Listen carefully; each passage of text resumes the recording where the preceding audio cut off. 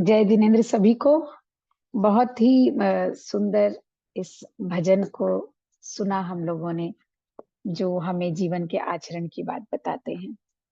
और उसी तरह पटल पर हमारे गुरुजी जीतू भाई साहब, बहुत बहुत आपका हार्दिक अभिनंदन और स्वागत। तो मैं पटल आपको सौंपती हूँ जीतू भाई, आपका पुनः स्वागत करते हुए। ओके, तो मैं स्टार्ट करता हूँ। सभी को प्रणाम।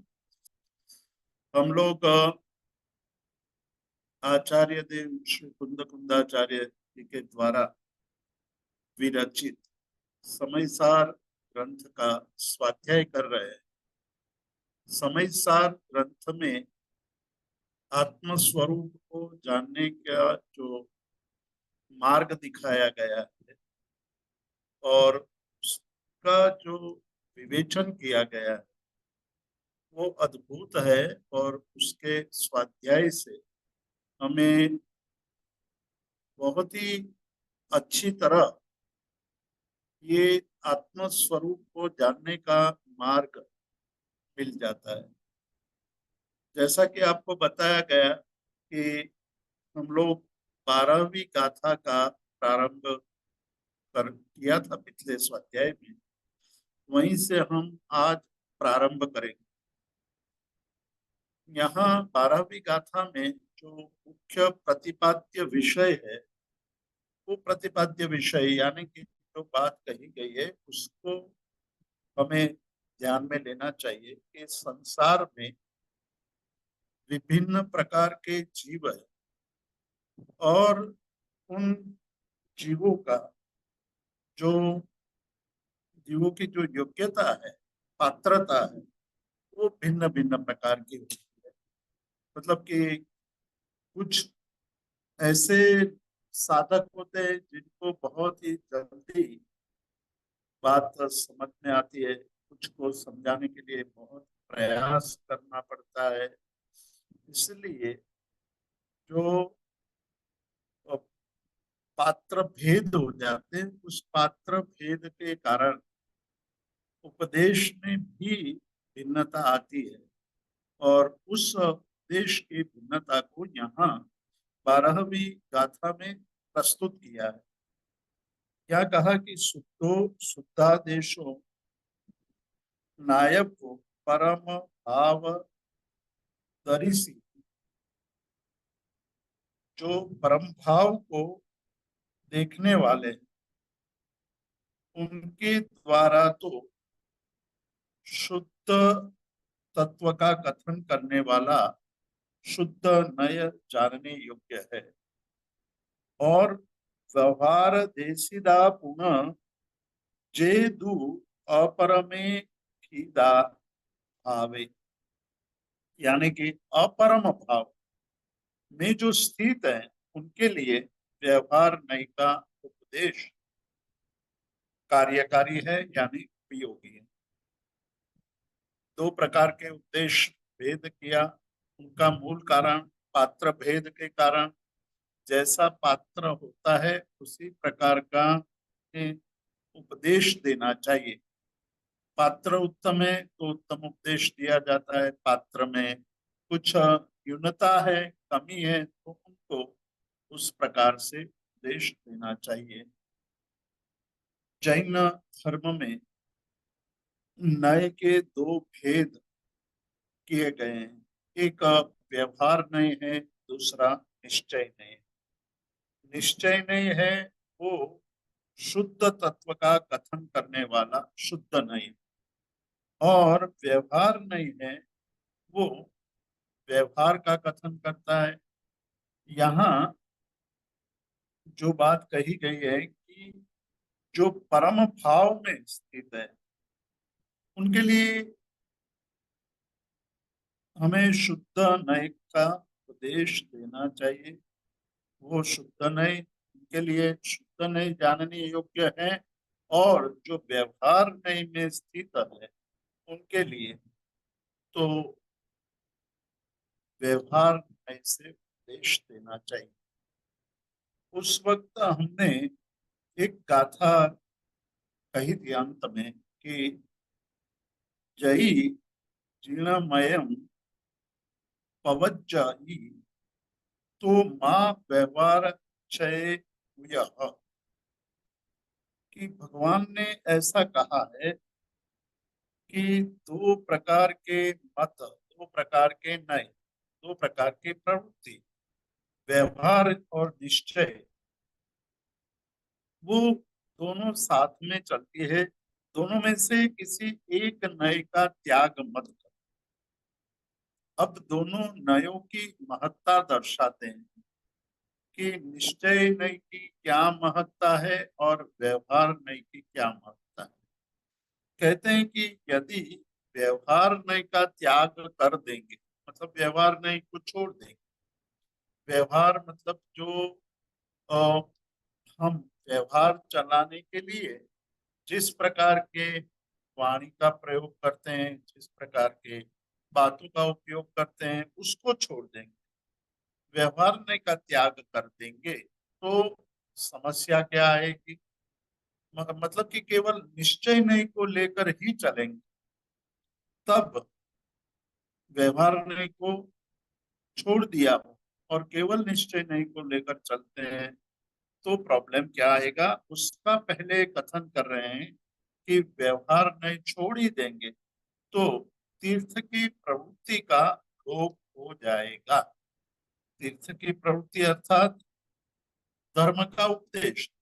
तीर्थ प्रवचन है, तीर्थ जो उपदेश दिया जाता है वह है। तो धर्म का उपदेश ही नहीं हो सकेगा, क्योंकि धर्म का उपदेश देना वह व्यवहार मार्ग है।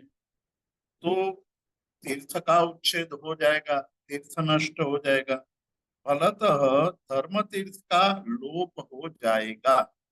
और यदि निश्चय नय का त्याग कर देते हैं, केवल व्यवहार नय को लेकर ही चलते हैं, तो तत्व के स्वरूप का लोप हो जाएगा, मतलब तत्व के स्वरूप की जानकारी ही नहीं प्राप्त हो जाएगी, क्योंकि तत्व को कहने वाला जो नय है वो निश्चय नहीं है। मतलब निश्चय नहीं है, वो तत्व का कथन करता है। तो हमें तत्व को जानना है तो निश्चय नहीं के द्वारा जाना जाएगा, और तीर्थ की रक्षा करनी है तो उपदेश द्वारा होगी। उपदेश नहीं व्यवहार नहीं है, उपदेश व्यवहार नहीं है, और तत्व की जानकारी, तत्व का बोध वो निश्चय नहीं है। तत्व को कहने वाला जो है वो तो निश्चय नहीं है। अतः हमें दोनों नयों का समन्वय करके चलना चाहिए। इस विषय में हमें अमृत चंद्राचार्य जी कहते हैं, बहुत ही सुंदर दृष्टांत दे करके कहते हैं कि निश्चय और व्यवहार नयों में परस्पर विरोध नहीं है। जो परस्पर विरोध खड़ा करते हैं वो निश्चय और व्यवहार नय के परमार्थ को नहीं जानते। निश्चय नय तत्व का कथन करता है, व्यवहार नय क्रिया का उपदेश देता है। निश्चय नय, अब वैसे देखा जाए तो इस विषय में परस्पर विरोध दिखाई देता है, क्योंकि निश्चय नहीं क्या करता है, अभेद को विषय करता है, और व्यवहार नहीं भेद को ग्रहण करता है। किंतु इस विरोध का परिहार करने वाला स्यात्पद से अंकित जिन प्रभु के वचन हैं, मतलब कि जब हम स्यात्पद लगा देते हैं, जो स्याद बाद में स्याद पद आता है, वो स्याद पद की बात करते हैं कि इस वचन से जिन्होंने अपने मोह का वमन कर दिया है, मतलब कि जो मोह पड़ा हुआ है, मोह मतलब आग्रह है, जो ये चाहता है कि मैं केवल निश्चय नहीं को ही मानूंगा, व्यवहार नहीं का कोई उपयोग नहीं है, कोई अर्थ नहीं है, उसकी आवश्यकता नहीं है, ऐसा मान करके व्यवहार का निषेध करने वाले जो लोग हैं उनके लिए ये कहते हैं। और दूसरी तरफ जो व्यवहार को ही मानते हैं, निश्चय नहीं को नहीं मानते, उसके लिए मतलब आग्रह जब आ जाता है तो वो मोह है, और मोह के कारण ही किसी एक नय का स्वीकार और अन्य नय का तिरस्कार। अब नई में, जब नई की व्याख्या हम इस गाथा में भी थोड़ा विस्तार से देखेंगे, अगली गाथा में और विस्तार से देखेंगे। तो यहाँ कहते हैं कि अ, जो स्यात् पद लगा देते हैं, मतलब स्यात् निश्चय नहीं, स्यात् व्यवहार नहीं, तो वो स्वयं मोह का वमन कर देते हैं, और वमन कर देने से वे पुरुष शीघ्र ही समय समय सार का अवलोकन करते हैं। समय सार का अवलोकन, आत्मा का अवलोकन करते हैं, जो अतिशय परम ज्योति स्वरूप है। आत्मा कैसी है? तो कि परम ज्योति स्वरूप है। अ, नवीन नहीं, अर्थात द्रव्य दृष्टि से नित्य है, केवल कर्म के संबंध से तिरोहित था, और वेद ज्ञान के बल से जब मोहादि संबंध दूर हो गया होता है, तब पर्याय रूप से व्यक्त हो जाता है, और अनय पक्ष, एकांत पक्ष से जिसका खंडन नहीं हो सकता है। यानी कि हम दोनों नय को लेकर ही पदार्थ के सत्य स्वरूप तक पहुंच सकते हैं। पहली अवस्था में जो यहाँ व्यवहार नहीं लिया है, उनके लिए मतलब कि अवस्था की बात आई, यानी कि पात्रता की बात आई, अर्थात जो आगे कहा था कि परम भाव में स्थित है और जो अपरम भाव में स्थित है, उसके लिए अलग अलग प्रकार के उपदेशों की आवश्यकता रहती है। पिछले स्वाध्याय में हमने एक दृष्टांत दिया था कि जहाँ प्रबुद्ध जिज्ञासु हैं, उनके सामने यदि हम क्रिया मार्ग का उपदेश देंगे तो वो उनके लिए सार्थक उपदेश नहीं रहेगी। उनको तो तत्व की बात ही चाहिए, और तत्व की बात में ही उनको आनंद आता है। और जो सामान्य श्रोता है के सामने तत्व की बात करेंगे तो वो उब जाएंगे, वो कहेंगे कि कुछ समझ में ही नहीं आता है, ये जो कह रहे हैं उसका मतलब ही हमें पता नहीं चलता है। तो वो अ, तत्व की बात कहने वाले वक्ता के प्रति अरुचि पैदा कर देंगे, और धीरे धीरे ये उपदेश श्रवण से ही अलग हो जाएंगे। कहने का मतलब यह है कि श्रोताओं की पात्रता के अनुसार ही उपदेश होना चाहिए। सुवर्ण का दृष्टांत दिया अमृत चंद्राचार्य ने टीका में। उन्होंने कहा कि भाई, सुवर्ण जब निकलता है तो मलिन होता है, अनादिकाल से वो मलिनता में पड़ा हुआ है, किंतु जब उनको शुद्ध करने की प्रक्रिया शुरू कर देते हैं तो धीरे धीरे स्वर्ण शुद्ध होने लगता है। मतलब कि 16 बार अग्नि में वो पकाया जाता है। अग्नि का संपर्क होने से उनमें जो अशुद्धि है, उन अशुद्धियों का नाश होता है। अशुद्धियों का नाश होते होते 16वीं प्रक्रिया जब हो जाती है, तब सुवर्ण शुद्ध रूप में हमें प्राप्त होता है। जब सुवर्ण शुद्ध रूप में प्राप्त हो जाता है, फिर अग्नि की आवश्यकता नहीं रहती है, फिर उसको अग्नि में डाल करके उसको पुनः पुनः तपाने की आवश्यकता नहीं रहती है। उसी प्रकार जब परम भाव में स्थित है तो उनको तो शुद्ध नय का उपदेश ही आवश्यक होता है। जो परम भाव को देखने वाले हैं, उनके द्वारा तो शुद्ध कथन का करने वाला शुद्ध नहीं ही जानने योग्य रहता है। किंतु जो अपरम भाव में, मतलब अपरम यानी कि जो परम भाव तक पहुंचे नहीं है, अभी परम भाव में नहीं है, उस अर्थ में यहाँ अश अव्यय का प्रयोग किया गया है। अपरम इति न परम, मतलब कि जो परम भाव में नहीं पहुंचे हैं, उनके लिए अभी इस तरह से अशुद्ध सुवर्ण को शुद्ध करने के लिए अग्नि रूपी प्रक्रिया की आवश्यकता रहती है। उसी तरह जो परम भाव में स्थित है, उनके लिए तो व्यवहार नहीं का उपदेश कार्यकारी होता है। तो निश्चय नहीं और व्यवहार नहीं, पात्रता की अपेक्षा से दोनों प्रकार के उपदेशों की आवश्यकता है। तो ये अ, ध्यान में रखना है कि निश्चय केवल निश्चय नहीं पर नहीं चले जाना है, केवल व्यवहार नहीं पर नहीं जाना है, और जो अ, निश्चय और व्यवहार दोनों का समन्वय करता है, उसी को लेकर के यहाँ ये कथन किया गया है। अ, तो यहाँ कहा है कि जब आत्मा का जो ज्ञान है वह यथार्थ हो जाता है, और उसी को उपचार से सम्यक दर्शन कहा गया है। अर्थात जब आत्मा आत्मा का यथार्थ बोध हो जाता है, उसी को यहाँ सम्यक दर्शन कहते हैं, जो अगली गाथा में बहुत स्पष्ट रूप से कहा है। जब आत्मा का विपरीत अभिप्राय चला जाता है, मतलब आत्मा के विषय में जो विपरीत अभिप्राय होता है वो निकल जाता है, तब उसके ज्ञान को दर्शन कहते हैं। तो दर्शन का अर्थ यहाँ सम्यक दर्शन कहता है कि आत्मा के अंदर जो आत्मा आत्मा का जो विपरीत ज्ञान है, तो विपरीत ज्ञान हुआ कहाँ से? कहा कि मोह से हुआ। मोह कहाँ से आया? कर्म के संयोग से आया। कर्म के संयोग से जब विपरीत बोध हो जाता है, विपरीत अभिप्राय हो जाता है, तब उनको आत्मा के स्वरूप का बोध नहीं होता है। क्यों नहीं होता? तो का मिथ्या ज्ञान है। ये मिथ्या ज्ञान क्यों? मिथ्या दर्शन होने के कारण, मिथ्यात्व होने के कारण।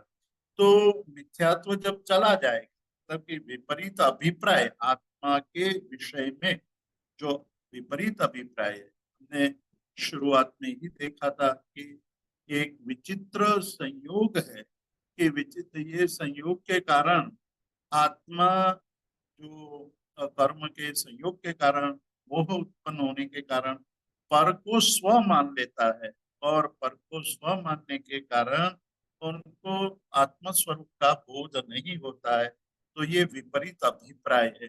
जब विपरीत अभिप्राय चला जाता है, तब उसके ज्ञान को दर्शन कहते हैं। मिथ्या अभिप्राय निर्मुक्तिर ज्ञानस्य इष्टम ही दर्शनम।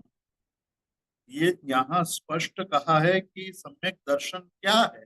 तो कहा कि मिथ्या अभिप्राय की संपूर्ण रूप से उसकी मुक्ति हो जाती है। वैसा जो ज्ञान है, उस ज्ञान को ही सम्यक दर्शन कहा है। ज्ञानम ज्ञानत्वं च अर्थ विज्ञप्तिश्च यात्वं कर्म हंसृता। तो जो अ, अर्थ की विज्ञप्ति का ज्ञान, वही ज्ञान है। मतलब अर्थ को, पदार्थ को, अर्थ का मतलब है पदार्थ, पदार्थ को सही अर्थ में जानना, वही ज्ञान है। तथा कर्म के नाश करने की शक्ति का नाम ही चारित्र है।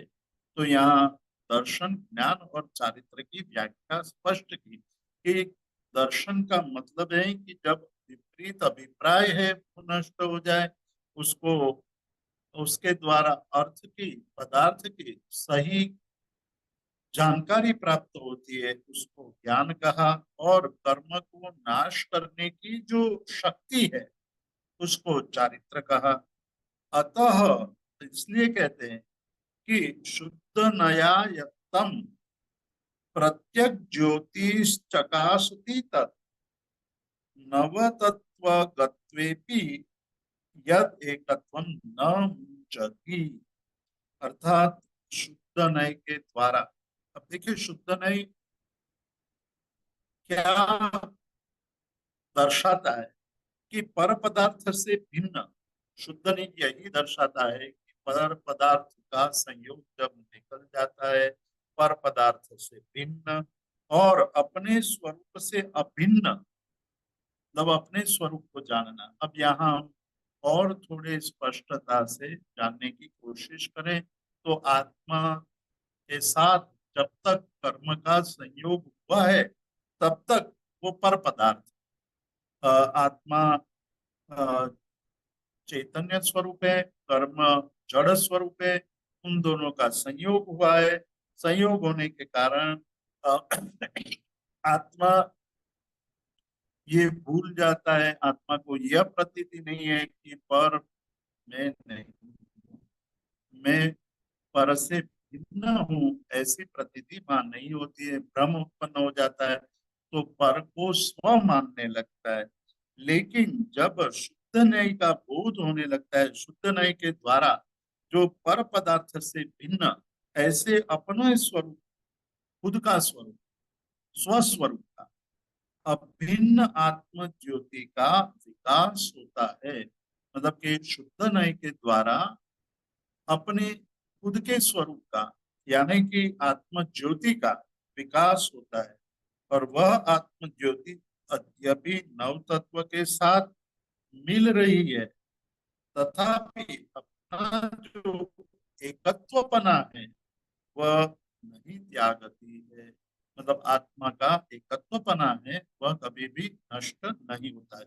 तो यहाँ अर्थ ये निकलता है कि आत्मा पर पदार्थ के संबंध से नव तत्वों में संबंध होने के कारण यद्यपि नाना प्रकार दिखता है, तथापि जब इसका पृथक विचार किया जाता है तब अपने चैतन्य चमत्कार लक्षण के कारण यह भिन्न ही है। जैसे नट, अब यहाँ दृष्टांत देते हैं कि जिस प्रकार से नट जो भिन्न भिन्न प्रकार के वेश को, भिन्न भिन्न प्रकार के पात्र को वो प्रस्तुत करता है और लोगों के सामने अपने भिन्न भिन्न पात्र का प्रदर्शन करता है, लेकिन उनका जो मनुष्यपना है वह तो एक ही है।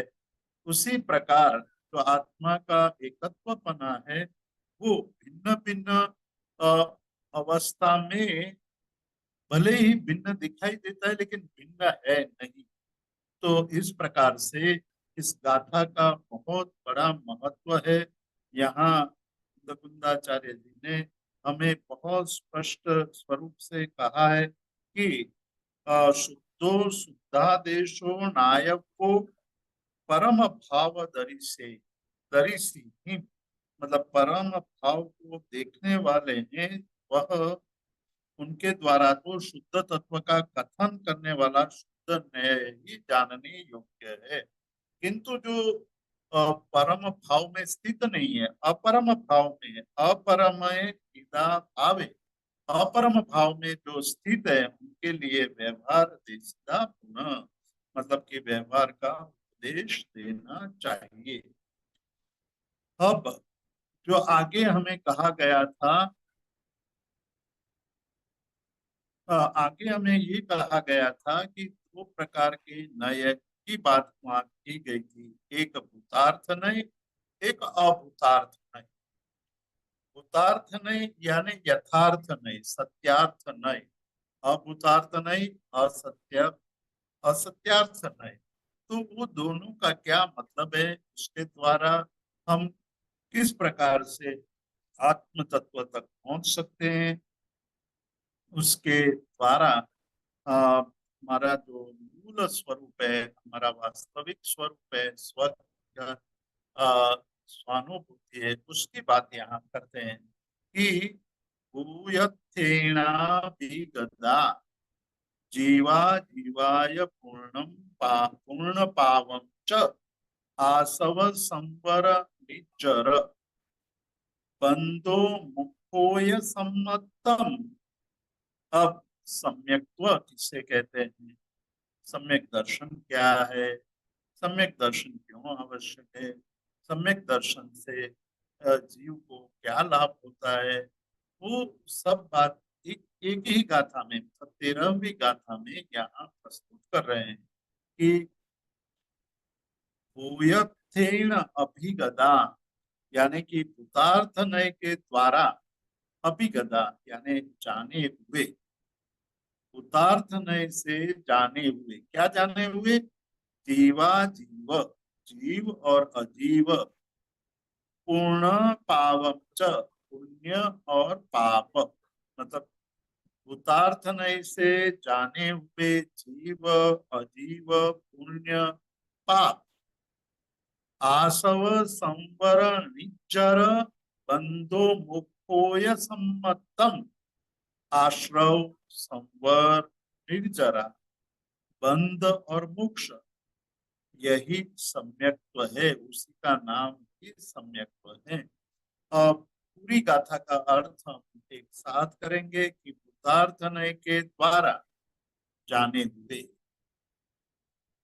जीव अजीव पुण्य पाप, आश्रव संवर निर्जरा बंध और मोक्ष, यह सम्यक्त्व है।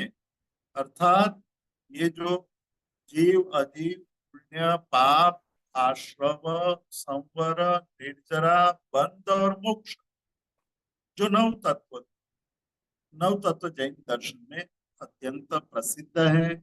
और हम लोग भी जानते हैं कि जीव अजीव, जीव है वो चैतन्य स्वरूप है, अजीव है वो जड़ है, पुण्य शुभ क्रिया है या शुभ भाव है, पुण्य है अशुभ भाव या शुभ कर्म है वो पाप है। जिस क्रिया के द्वारा हमारे आत्मा के साथ कर्म का संबंध होता है वो सब आश्रव है। कर्म को रोकने वाली जो क्रियाएं हैं वो संवर है। पूर्वबद्ध कर्मों का क्षय करना वो निर्जरा है। आत्मा का कर्म के साथ योग होना वो बंध है। और सभी प्रकार के कर्म से मुक्ति वो मोक्ष है। तो ये नव तत्व, इन नव तत्व को भूतार्थ नय के द्वारा तत्थेन अभिगता, तार्थ नय से जाने हुए, अब केवल जानने की बात नहीं है, तार्थ नय के द्वारा जानना, वो सम्यक दर्शन है, वही सम्यक्त्व है। तो इन नौ तत्वों की यथार्थ प्रतीति, अब यथार्थ प्रतीति यहाँ समझना होगा कि यथार्थ प्रतीति कैसे कहते हैं, तो कि उदार्थ नहीं से जब जानते हैं तभी जीव अजीव पुण्य पाप आश्रम संवर निद्रा बंध और मोक्ष की यथार्थ प्रतीति होती है। और ऐसी प्रतीति जिस गुण के विकास होने पर होती है उसी का नाम सम्यक्त्व है, उसी का नाम सम्यक दर्शन है। तो यहाँ आचार्य श्री ने हमें सम्यक्त्व की एक अलग व्याख्या दी है। तो यहाँ उसके विशेषार्थ को समझने से इस गाथा का सम्यक बोध होगा कि आत्मा में जब तक सम्यक दर्शन गुण का विकास नहीं होता है तब तक आत्मा मिथ्या दृष्टि है। सम्यक दृष्टि नहीं है तो फिर आत्मा मिथ्या दृष्टि है। मिथ्या दृष्टि और अज्ञान रहता है। मतलब कि जब तक सम्यक दर्शन गुण का विकास नहीं हुआ है तब तक आत्मा में ये दो बातें बहुत प्रभावशाली रूप से रहती है। एक तो मिथ्या दृष्टि और दूसरा अज्ञान। मिथ्या दृष्टि यानी मोह है, अज्ञान यानी ज्ञानावरणीय कर्म, जो ज्ञान को आवृत्त करने वाला कर्म है वो है। उसी कारण ये दो तत्वों के कारण, मतलब कि जब तक आत्मा में मिथ्या दृष्टि पड़ी हुई है और अज्ञान पड़ा हुआ तब तक आत्मा पर पदार्थों में अपना संकल्प करता है। मतलब कि तब तक वो पर को स्व मान लेता है। स्व मानने का कारण है मिथ्या दृष्टि है और दूसरा अज्ञान है। ये दो ही तत्व ऐसे हैं जो जीव को मिथ्या दृष्टि में यानी कि पर में अपने अपना मानने के लिए बाध्य करती है, संकल्प विकल्प कराती है। परंतु जब ज्ञानादि गुण प्राप्त होता है, मतलब जब जैसे ही ज्ञान बढ़ता जाता है तब आत्मा पर पदार्थ उससे भिन्न, मतलब कि आज तक हमने अज्ञान के कारण और मोह के कारण, यानी कि मिथ्या दृष्टि के कारण पर को स्व मान लिया था। पर में ही हमें संकल्प विकल्प होते थे, पर को प्राप्त करने के विचार किया करते थे।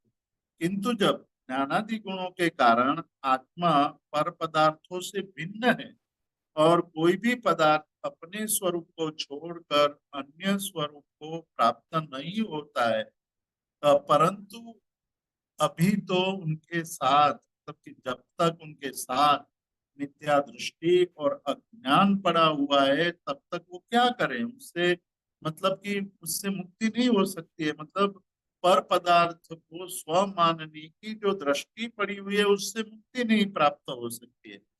इसलिए कहा कि व्यथेन अभिगता, पदार्थ नहीं से जब जीव अजीव पुण्य पाप आश्रव संवर निजरा पंथ और मोक्ष का बोध होता है, जानकारी प्राप्त होती है, तभी उसको सम्यक दर्शन कहा है। तो जब ये मिथ्या दृष्टि और अज्ञान पड़ा हुआ है, तब क्या होता है, भ्रांति उत्पन्न होती है, भ्रम पैदा हो जाता है।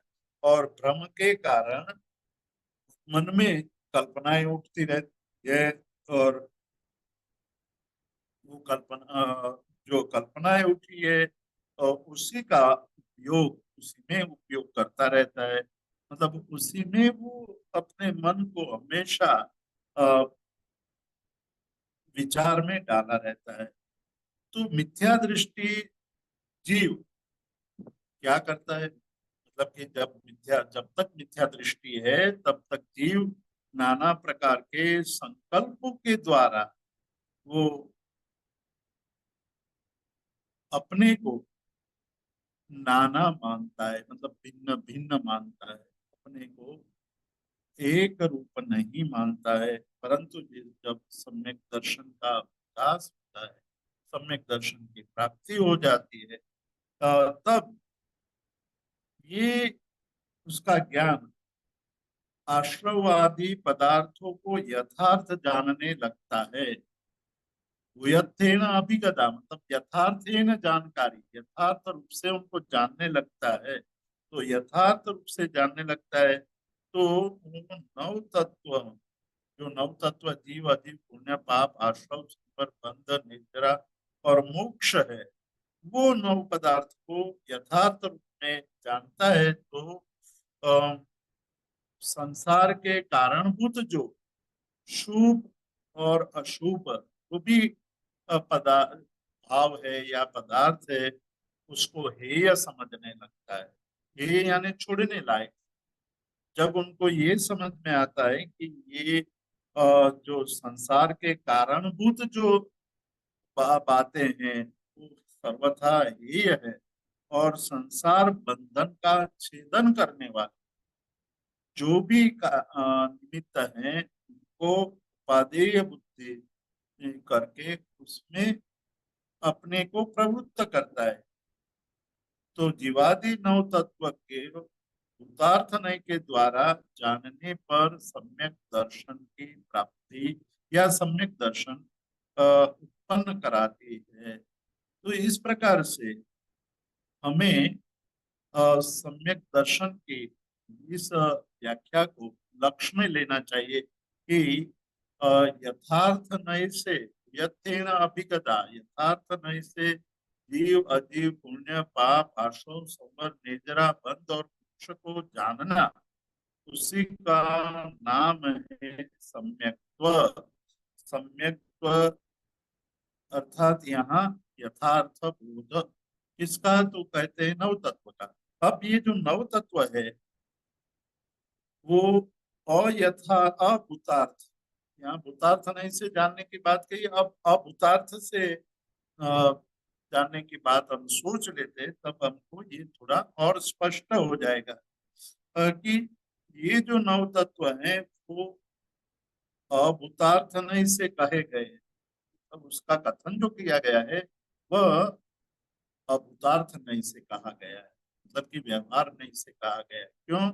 तो कहा कि आत्मा कैसी है, तो कहा एक है, अखंड है, अविनाशी है। और ये जीव अजीव, पुण्य पाप, आश्रम, संवर, बंध, निर्जरा और मोक्ष जो नव तत्व है, वे भेद रूप से कहे गए, मतलब भेद दृष्टि से कहे गए। इनमें भूतार्थ नहीं से देखा जाए तो जीव तो एक ही है।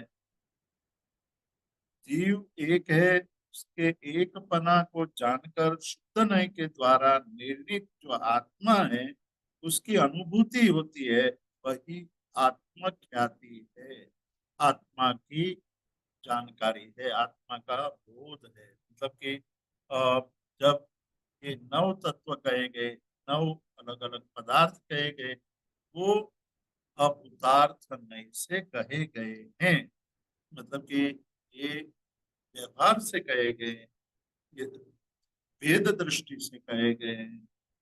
इनमें भूतार्थ नहीं से देखा जाए तो जीव तो एक है, एक शुद्ध नहीं से हम जब उसको जानते हैं तो आत्मा की अनुभूति होती है, वही आत्म ख्याति है, वही आत्मा का बोध है। ख्याति यानी बोध है। इसीलिए यह जो नव तत्व का जो विस्तार अभूतार्थ नहीं से निरूपित किया गया है, उसके द्वारा में आत्मानुभूति या आत्मा ख्याति वो किस प्रकार से होती है, वो हम और आगे देखेंगे कि एक ही पदार्थ में नव तत्व तो बन नहीं सकते हैं। आत्मा एक एक तत्व है, उसमें से नव तत्व बन नहीं सकते, क्योंकि आत्मा अपने आप में आश्रव, बंध, संवर, निद्रा, मोक्ष, पुण्य पाप रूप परिणमन को प्राप्त नहीं करती। आत्मा अपने आप में कुछ नहीं करती है, तो क्या हुआ, कैसे ये सारे तत्वों की सिद्धि हो पाएगी? उस तत्व की सिद्धि होगी कि आत्मा के साथ अन्य तत्व का मिलन मिलन होना। मतलब कि आत्मा जो जीव है उसके साथ जो अजीव का मिलन होता है, तो इन आश्रवादी पदार्थों की उत्पत्ति होती है, ऐसा माना गया है। क्योंकि आत्मा के साथ जब अजीव का यानी कि कर्म पुद्गलों का संयोग होता है, तो उसमें आश्रव, संवर, बंध, निर्जरा, मोक्ष जैसे तत्व की सिद्धि हो जाएगी। अब ऐसा कैसे होने लगता है, ये भी एक प्रश्न है। उस प्रश्न का समाधान अ, शास्त्रकारों ने इस प्रकार से बताया है कि जीव नामक जो पदार्थ है, मतलब कि जो आत्मा नाम का जो तत्व है, पदार्थ है, उसमें अनंत अनेक शक्तियां हैं। वो अनेक शक्तियां में एक विभाव शक्ति है, मतलब विभाव में परिणत होने की शक्ति है, और योग शक्ति है। तो ये शक्तियां नित्य पा करके जीव में प्रदेश की चंचलता लाती है और कलुषितता उत्पन्न करती है। मतलब कि उसमें जो विभाव शक्ति है, उस विभाव शक्ति के कारण उसमें कलुषता उत्पन्न होती है। कलुषितता यानी मलिनता उत्पन्न होती है। और योग शक्ति के द्वारा प्रदेश में चंचलता उत्पन्न होती है। वो जो चंचलता है, उस चंचलता के द्वारा आत्मा में आश्रव और बंध होता है। तो ये किस प्रकार से नव तत्वों की सिद्धि होती है, उनका यहाँ सूक्ष्म बोध कराया जा रहा है कि आत्मा जीव जो तत्व है, वो अकेला अपने आप में, मतलब अपने आप में आश्रव, संवर, बंध, निद्रा स्वरूप नहीं बनता है, उसको परिणाम को प्राप्त नहीं करता है। किंतु जब अजीव तत्व यानी कर्म पुद्गल के साथ उसका मिलन होता है, तब उसकी जो आत्मा की एक विभाव नाम की शक्ति है और एक योग नाम की शक्ति है, उनके द्वारा प्रदेश आत्म प्रदेश में चंचलता और आत्मा में कलुषितता उत्पन्न होती है। और जब कलुषितता उत्पन्न होती है तो उसी के द्वारा आश्रव और बंध होता है, तथा जब तीव्र कषाय हो जाता है। अब देखिए कि तीव्र कषाय यानी कि जब तीव्र क्रोध, तीव्र मान, तीव्र माया, तीव्र लोभ होता है, तब पाप के कारण अशुभ कर्मों का बंध होने लगता है। और जब आत्मा के अंदर कषाय मंद होने लगे, मतलब क्रोध मंद होने लगे, मान मंद होने लगे, माया मंद होने लगे, लोभ मंद होने लगे, तब पुण्य के कारण शुभ परिणाम होते हैं। जो मंद होना वो शुभ है, और पुण्य के कारण मंदता आती है, तो उसके कारण शुभ परिणाम होता है। तो जो आत्मा की पुण्य और पाप की जो परिणति होती है, वो इस कारण होती है। जब आत्मा बंध फल का अनुभव करता है, तब वह कर्म जो उनके कर्म का रस है, मतलब कि बंध का अनुभव करना, बंध के फल का अनुभव करना, मतलब जो कर्म बंध हुआ है का फल यानी कि विपाक, जो विपाक का अनुभव करता है, तब जो कर्म का रस है वो खत्म हो जाता है। उसी को निर्जरा कही है। ऐसे निर्जरा सम्यक दर्शन के पहले जीव को होती है, परंतु उसमें मोक्ष मार्ग का कोई उपयोग नहीं होता है। ये बहुत महत्वपूर्ण बात है, उसको ध्यान में रखना है। क्योंकि सम्यक दर्शन के पहले, मतलब कि मिथ्या दर्शन होता है तब भी कर्म का फल तो भोग होता ही है, लेकिन मिथ्या दर्शन होने के कारण उसका मोक्ष मार्ग में उपयोग नहीं होता है। कर्म उदय में आए, कर्म के विभाग को होगा, उसका रस नष्ट हो गया, किंतु वो मोक्ष मार्ग के लिए उसका उपयोग नहीं हुआ, क्योंकि मिथ्या दर्शन पड़ा हुआ है, मिथ्यात्व पड़ा हुआ है। मिथ्यात्व होने के कारण जब तक मिथ्यात्व है, तब तक मोक्ष मार्ग में उसके कोई प्रवृत्ति नहीं होती है। इसलिए जब आत्मा के परिणामों की निर्मलता, अब देखिए यहाँ क्या कहते हैं कि आत्मा के परिणामों की निर्मलता होने से, जब परिणामों की निर्मलता हो जाती है, परिणाम शुद्ध होने लगते हैं, निर्मल होने लगते हैं, तब क्या होता है कि विपरीत अभिप्राय निकल जाता है। मतलब कि पर को स्व मानने की जो विपरीत दशा है वो निकल जाती है, और सम्यक दर्शन का लाभ होता है, और वह संवर पूर्वक निर्जरा होने लगती है। तो ये एक बहुत ही महत्वपूर्ण बात है कि मिथ्या दर्शन के समय या मिथ्यात्व के समय भी कर्म भोग तो होता है, लेकिन कर्म भोग मोक्ष मार्ग में योगी नहीं होते हैं। जब वो सम्यक दर्शन की प्राप्ति होती है, तभी यानी कि विपरीत अभिप्राय निकल जाता है, मन में जो विपरीत भाव पड़े हैं वो निकल जाता है।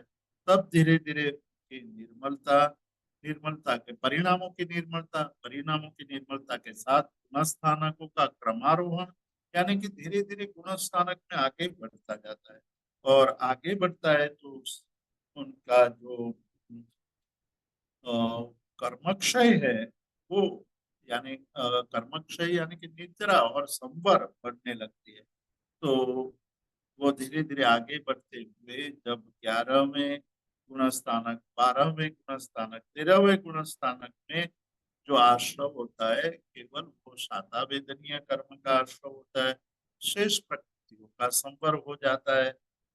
और अंत में 14वें गुणस्थानक में वह उसका भी संवर हो जाता है, मतलब वो भी अटक जाता है, और वो अंत में अघातीय कर्मों का भी क्षय करके मोक्ष को प्राप्त, अंत्य समय में और अंत्य समय में कर्मों की संपूर्ण निद्रा करके मोक्ष का लाभ प्राप्त करता है। तो इस प्रकार ये नव तत्व पदार्थ द्वय काल से बंध पर्याय प्रवाह रूप से चली आती है, और उसकी अपेक्षा से विचार किया जाए तो एक पने से अनुभूयमान होने वाले ये नव तत्व सत्यार्थ है। तो आगे कहा गया कि भूयत्थेन अभिगदा जीवा जीवाय पूर्ण पावं च आसम संवर निज्जर बंधो भूय सम्मतम।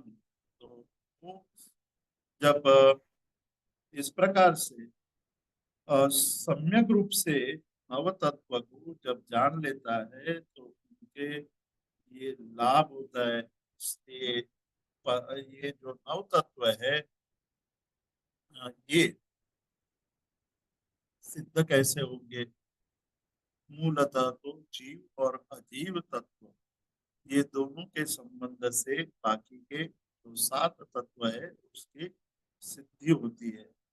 तो बाह्य दृष्टि से जीव और भूतल की जो अनादिकाल से बंध पर्याय प्रवाह रूप से चली आ रही है, यदि उसकी अपेक्षा से विचार किया जाए तो एक पन से अनुभूय होने वाले ये नव तत्व सत्यार्थ है। और मिश्रित अवस्था को छोड़कर केवल जीव द्रव्य के स्वभाव की अपेक्षा से विचार किया जाए तो अपार्थ है। केवल न जीव द्रव्य नव हो सकता है और केवल न अजीव द्रव्य नव हो सकता है। तो दोनों के संबंध से ये नव तत्व सिद्ध होता है। और तो इसी तरह जीव में जो आश्रवादी होते हैं दल संबंध से ही है। केवल जीव में तो एक मात्र पुनः याद रखना है, पुनः पुनः हमें ध्यान दिलाते हैं। और वही बात यहाँ मुख्य रूप से हमें याद रखनी है कि केवल जीव में तो एक नायक भाव ही है, जानने का भाव ही जीव में है। और अंत में भूतल का संबंध विच्छेद हो जाने पर वही रह जाता है। मतलब कि जब कर्मों का उत्तल कर्मों का उत्तलों का संबंध विच्छेद हो जाएगा, यानी कि कर्मों का संबंध छूट जाएगा, तब क्या बचेगा? न्याय का भाव ही रहेगा। तो अतएव केवल जीव के अनुभव में ये नव तत्व भूतार्थ है। इसलिए नव तत्व में पदार्थ नहीं से विचार किया जाए तो केवल एक जीव तत्व ही भूतार्थ है, तथा अंतर दृष्टि से देखा जाए तो नायक भाव ही जीव है। जीव के विकार का कारण अजीव है, ऐसी व्यवस्था है। तब जीव के विकार पुण्य पाप आश्रव संवर निद्रा बंध और मोक्ष रूप है। और ये अजीव के विकार के कारण है। इस तरह अजीव रूप में पुण्य पाप आश्रम संवर निद्रा बंध मोक्ष है, ये जीव के विकार के कारण है। उसको हमें याद रखना चाहिए। तो ये जीव द्रव्य के स्वभाव को छोड़कर स्वपर निमित्तक एक द्रव्य पर्याय से अनुभव किया जाए तो भूतार्थ है। और सकल काल में अपने स्वभाव के स्खलित न होने पर होने वाला जो जीव द्रव्य है वह स्वभाव को लेकर विचार किया जाए तो अभूतार्थ है। इस प्रकार यह निष्कर्ष निकला कि नव तत्व को भूतार्थ नय के द्वारा एक जीव ही प्रत्योतमान है, क्योंकि वह द्रव्य है। तो इस तरह से आत्मख्याति आत्मा का बोध ही सम्यक दर्शन है। और वही समस्त कथन निर्दोष है। तो इतना हमें याद रखना है कि निरंतर अन्य द्रव्यों और उनके निमित्त से होने वाले नैमित्तिक भाव से भिन्न एक रूप आत्म तत्व को देखो। आत्म ज्योति के प्रत्येक पर्याय में चित चमत्कार भाव से प्रकाश्यमान है, वो हमें ध्यान में रखना चाहिए। अब इसी बात को और विस्तार से समझने के लिए हमें जो मार्ग बताया उस मार्ग की चर्चा करेंगे। क्या मार्ग बताया है? तो कि उसको जानने के लिए, मतलब कि आत्मा के स्वरूप को जानने के लिए हमें जो मार्ग दिखाया है वो मार्ग है प्रमाण नय और निक्षेप। प्रमाण नय और निक्षेप के द्वारा भूतार्थ भूतार्थ और उसका स्वरूप कैसा है वो मार्ग की चर्चा हम अगले स्वाध्याय में करेंगे। ताकि ये प्रमाण नय और निक्षेप दार्शनिक चर्चा है, लेकिन हम उसको सरल करके उसकी चर्चा करेंगे उसको समझने की कोशिश करेंगे कि प्रमाण के द्वारा आत्म तत्व को कैसे जान सकते हैं, न्याय के द्वारा कैसे जान सकते हैं, और निक्षेप के द्वारा कैसे जान सकते हैं। और बहुत ही रोचक बात है, बहुत ही आनंददायक है। थोड़ा परिश्रम करने पर वो सरलता से समझ में आ जाएगी। उसकी चर्चा हम अगले स्वाध्याय में करेंगे। बहुत बहुत धन्यवाद गुरुजी, बहुत ही सुंदर रितु भाई आपने बताया। अब कोई कुछ प्रश्न करना चाहता है? जो आज हमने 12वीं और 13वीं गाथा की उस बारे में, तो आज हम इस स्वाध्याय का समापन करते हैं। और आप सभी का बहुत बहुत धन्यवाद। कोई तो जीतू भाई, आपका बहुत बहुत आभार करते हुए, क्योंकि आपके कारण इतना सुंदर स्वाध्याय हम सभी कर पा रहे हैं। तो जैन फाउंडेशन की तरफ से भी और जितने भी यहाँ पर इस स्वाध्याय का लाभ उठा रहे हैं उन सभी की ओर से आपका अभिनंदन, आपका आभार। और सभी को जय जिनेन्द्र।